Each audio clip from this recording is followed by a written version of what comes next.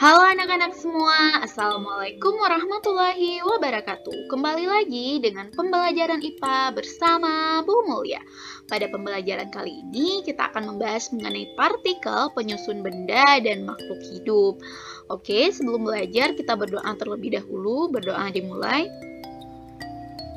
Berdoa selesai. Oke, ditonton sampai habis ya videonya, jangan di-skip.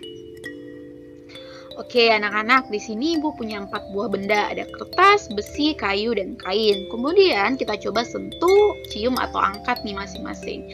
Apa yang akan kita temukan di sini? Nah, nih yang pertama, kenapa nih setiap kita sentuh benda ini permukaannya tuh tersebut berbeda-beda? Dan kenapa juga ketika kita cium, mereka mempunyai bau yang berbeda, dan kenapa ketika kita angkat, mereka mempunyai massa yang berbeda-beda? Kenapa coba? Hal ini terjadi karena semua benda itu tersusun oleh partikel yang berbeda-beda. Nah, kemudian apa itu partikel? Oke, di sini kita bahas ya. Kita tanya sama profesor kita. Profesor, itu apa ya partikel? Partikel adalah bagian terkecil dari suatu materi yang masih mempunyai sifat materi tersebut. Jadi dia yang paling kecil dan masih punya sifat dari materi itu. Jadi misalnya kalau kita potong kertas sampai kecil banget, dia masih punya sifat kertas itu kita sebut dengan partikel. Oke, partikel penyusun materi itu nanti kita bagi 3. Ada yang namanya atom, ada yang namanya molekul, dan ada yang namanya ion. Kita bahas ya satu persatu. Yang pertama kita bahas dulu atom. Oke, atom itu apa sih sebenarnya? Atom itu merupakan partikel terkecil yang paling kecil dari unsur yang masih mempunyai sifat yang sama dengan unsur tersebut. Jadi dia yang paling kecil dan tidak bisa kita bagi lagi nih. Oke, atom ini nanti dia terdiri di atas inti atom yang bermuatan positif yang dikelilingi dengan elektron-elektron yang bermuatan negatif. Jadi kalau misalnya kita lihat dia seperti ini. Jadi inilah bentuk dari si atom tersebut. Atom tersebut ini bagian tengah atau bagian intinya itu ada nanti yang namanya bermuatan positif. Kita sebut dia dengan proton. Selain proton, itu juga ada yang namanya neutron. Nah, tapi neutron ini dia nol nih, Ibu gambarkan di sini, dia itu tidak bermuatan. Selanjutnya di bagian luarnya itu ada elektron yang bermuatan negatif. Tapi sering neutron ini tidak disebut, yang disebut aja hanya proton dan elektron seperti itu. Oke. Yang pertama tadi atom, yang kedua kita bahas molekul. Molekul itu apa? Gabungan dari 2 atom atau lebih. Jadi kalau atom yang paling kecil kita gabung-gabungkan dia jadi molekul. Boleh jadi nanti atomnya itu sejenis ataupun dia itu berbeda jenis. Jadi kalau misalnya kita contohkan seperti ini. Berdasarkan jenis-jenis atom pembentuknya, molekul dibedakan jadi 2 nih. Yaitu yang pertama ada yang namanya molekul unsur, gabungan dari atom-atom yang sejenis. Nah, yang kedua ada yang namanya molekul senyawa, gabungan dari atom-atom yang berbeda jenis. Jadi unsur sejenis, kalau senyawa itu berbeda jenis. Seperti itu. Jadi kalau misalnya kita lihat di sini, Ibu punya ada 2 atom oksigen nih. Jadi ini satu atom, ini satu atom. Jadi ini atom oksigen Ibu dan ini ada atom hidrogen Ibu nih. Kalau misalnya kita gabungkan atom oksigen sama atom oksigen, berarti dia sama-sama sejenis kan? Ini jadinya satu molekul nih. Satu molekul oksigen. Kalau ini kita gabungkan jadi satu molekul hidrogen dia jadinya. Dan ini kita sebut dengan molekul unsur karena yang digabungkan itu yang sama, yang sejenis. Kalau O sama O, kalau H sama H, seperti itu. Tetapi kalau seperti ini, kita gabungkan ada H-nya, ada O, atau yang lain, seperti itu, unsur yang lain, dia nanti menjadi molekul. Yang lain, molekul ini contohnya kalau H2O, molekul air ya. Ini adalah contoh molekul senyawa. Kita akan lihat contoh-contoh lain dari molekul unsur. Ini tadi contoh yang sudah kita bahas, ada H2 atau hidrogen. Ini strukturnya seperti ini, ada H-nya 2. Kemudian ada nitrogen. Nitrogen ini rumus kimianya N2. Nah, struktur molekulnya seperti ini. Kemudian ada klorida. Dia itu rumus kimianya Cl2. Jadi dia hurufnya 2 ya untuk klorida ini. Ini yang sudah kita pelajari di kelas 7 dulu nih, Cl2. Selanjutnya ada fosfor. Fosfor itu lambangnya P. Jadi dia ada 4 fosfornya. Jadi ini lambang struktur molekulnya. Jadi yang namanya molekul unsur dia tersusun oleh atom yang sejenis semuanya. Tetapi nanti di sini, nah contoh molekul senyawa. Senyawa ini dia yang berbeda jenis yang bergabung. Contohnya tadi air antara O dan H bergabung. Nih hanya 2 jadi H2O. Kalau karbon dioksida, O-nya yang malah 2, tapi dia bergabung dengan C, jadinya CO2. Ada lagi contoh lain, misalnya amonia. Amonia ini dia gabungan antara nitrogen dan hidrogen, jadi NH. Hanya ada 3 nih, jadi NH3.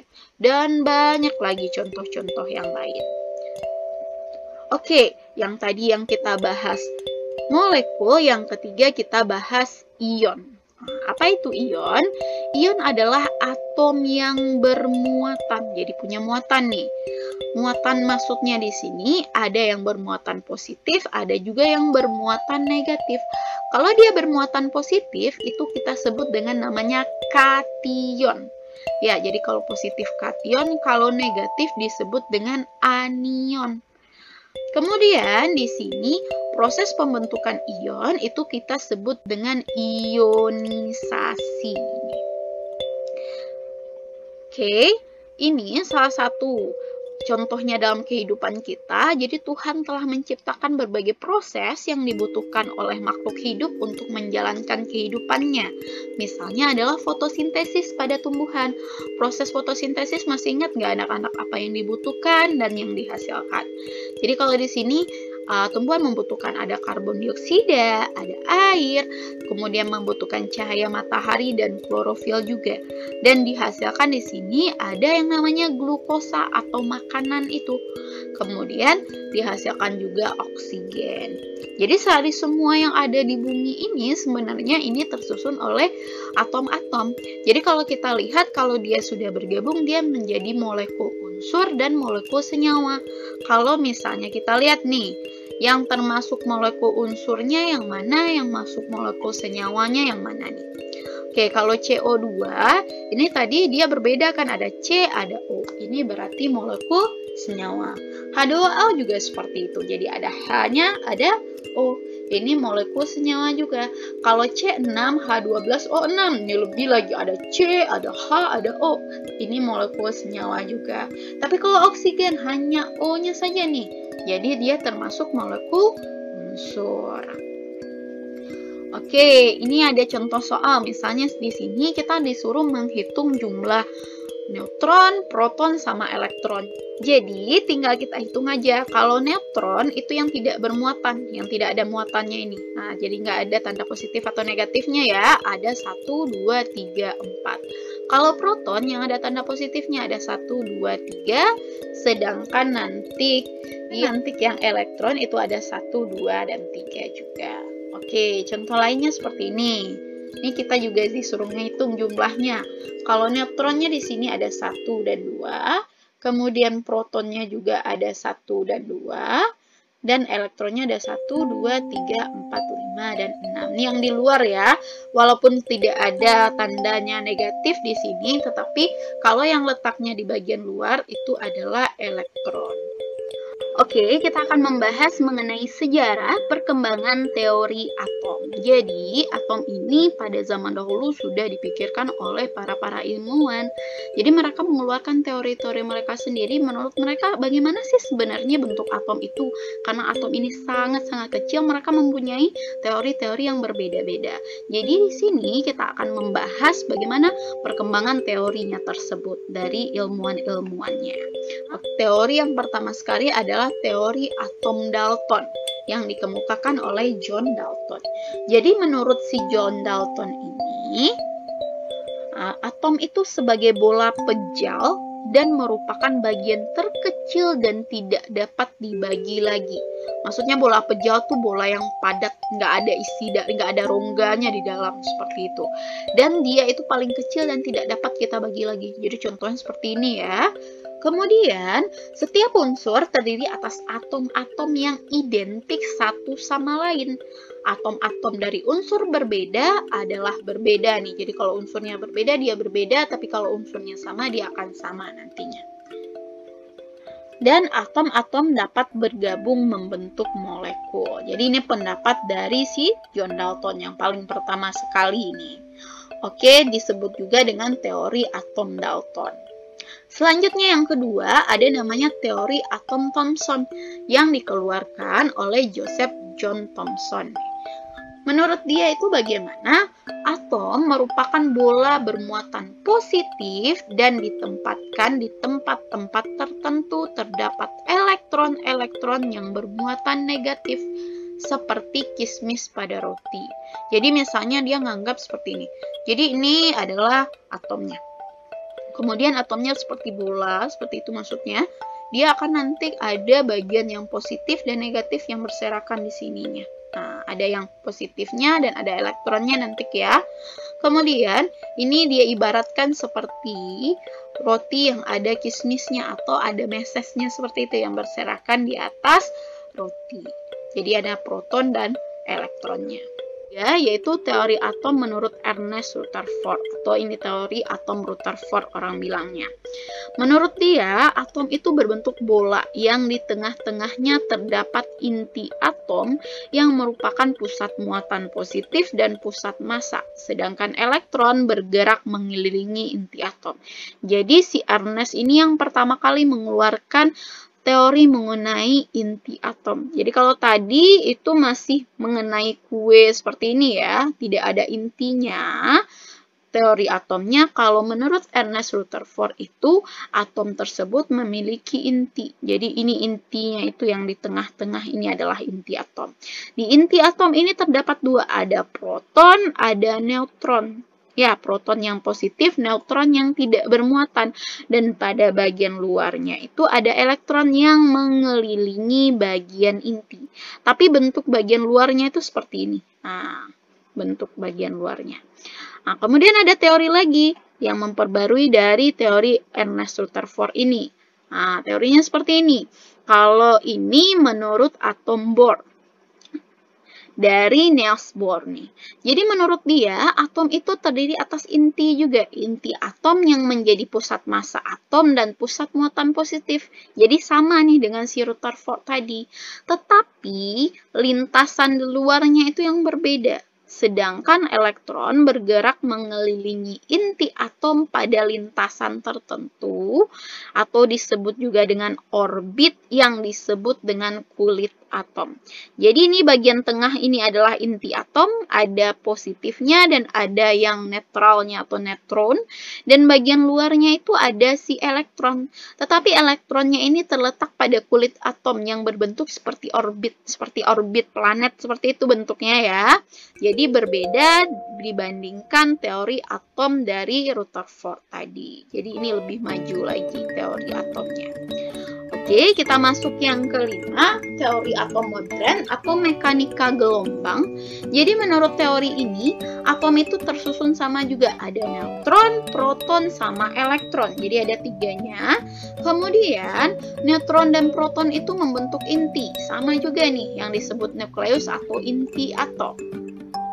Selanjutnya, elektron bergerak di sekeliling inti dengan kecepatan hampir seperti kecepatan cahaya, sehingga membentuk awan elektron yang disebut orbital. Jadi, maksudnya di sini, kalau di gambar-gambar kita sebelumnya, kita kelihatan elektronnya itu gambar elektronnya. Tapi, menurut teori atom modern ini, elektron itu bergeraknya sangat cepat sehingga kita nggak tahu letaknya itu di mana. Tetapi dia itu pokoknya letaknya di bagian luar ini, di bagian awan dari elektron tersebut yang membentuk orbital. Elektron tersebut, posisi elektron tidak dapat kita tentukan. Jadi gambar lainnya itu bisa kita lihat seperti ini saja. Ini bagian tengahnya dan ini bagian luarnya itu. dari ada elektronnya, tapi kita tidak bisa menentukan elektronnya dari mana karena kecepatannya itu sangat cepat. Oke, jadi ini teori-teorinya itu tadi. Ada yang ini dari yang nomor 1 sampai nomor 5. Anak-anak masih ingat nggak tadi? Kalau yang ini tadi, yang pertama, yang bola pejal dan tidak ada muatannya. Ini menurut atom Dalton. Kalau yang kedua,